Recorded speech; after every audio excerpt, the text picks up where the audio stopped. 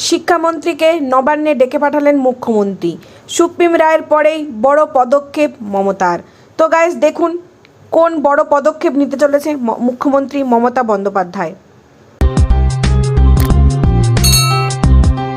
মধ্যেই নবান্নে পৌঁছে গিয়েছেন শিক্ষামন্ত্রী ব্রাত্য বসু। দুপুর 3টেই বৈঠক। শিক্ষা আধিকারিকদের একাংশ বলছেন সুপ্রিম কোর্ট চাকরি বাতিলের যে নির্দেশ দিয়েছে তা বাংলার ইতিহাসে এই প্রথম।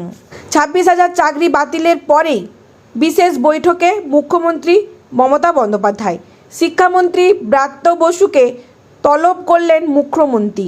শিক্ষামন্ত্রী সহ শিক্ষা দপ্তরের বিশেষ অধিকারীদের সঙ্গে বৈঠকে বসবেন মুখ্যমন্ত্রী। ইতিমধ্যে নবান্নে পৌঁছে গিয়েছেন শিক্ষামন্ত্রী ব্রাত্য বসু। দুপুর 3টেই বৈঠক। শিক্ষা আধিকারিকদের একাংশ বলছেন সুপ্রিম কোর্ট চাকরি বাতিলের নির্দেশ দিয়েছে তা বাংলার ইতিহাসে এই প্রথম।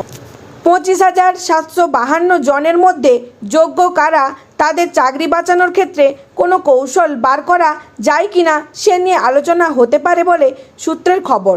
যারা চাকরি হারালেন তাদের নিয়ে কি হবে তা নিয়েও সিদ্ধান্ত নেওয়া হতে পারে। ইতিমধ্যেই শিক্ষা সচিব বিনোদ কুমার বললেন, আমরা দ্রুত বসছি সকলে, কোর্টের কি অর্ডার রয়েছে সেটা গোটাটা ভালো করে দেখা হবে। এরপর পরবর্তী কি পদক্ষেপ করা হবে তার ভিত্তিতে সিদ্ধান্ত হবে। ফ্রেশ সিলেকশন প্রসেস নিয়ে শিক্ষা সচিব বলেন, এটা আমার পক্ষে এখনই বলাটা খুবই কঠিন। টিমের সঙ্গে বসতে হবে, নির্দেশনামা ভালো করে পড়তে হবে, তারপরেই বলতে পারবো। 2016 সালের শিক্ষক নিয়োগের পুরো প্যানেল বাতিল করেছে সুপ্রিম কোর্ট।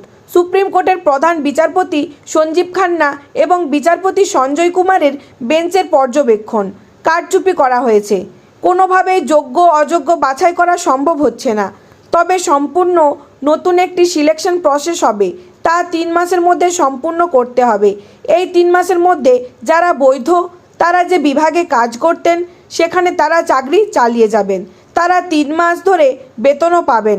তবে কারা কারা ব্ল্যাঙ্ক OMR সিট জমা দিয়েছিলেন তাদের নামে তালিকা ইতিমধ্যেই তৈরি করা হয়েছে। তারা ফ্রেশ সিলেকশনে বসতে পারবেন না। তো গাইস এই ছিল আজকের ভিডিও। যদি ভিডিওটি আপনাদের ভালো লেগে থাকে ছোট্ট একটা লাইক করে দিবেন, চ্যানেলটি সাবস্ক্রাইব করে দিবেন আর পাশে থাকা বেল আইকনটি ক্লিক করবেন।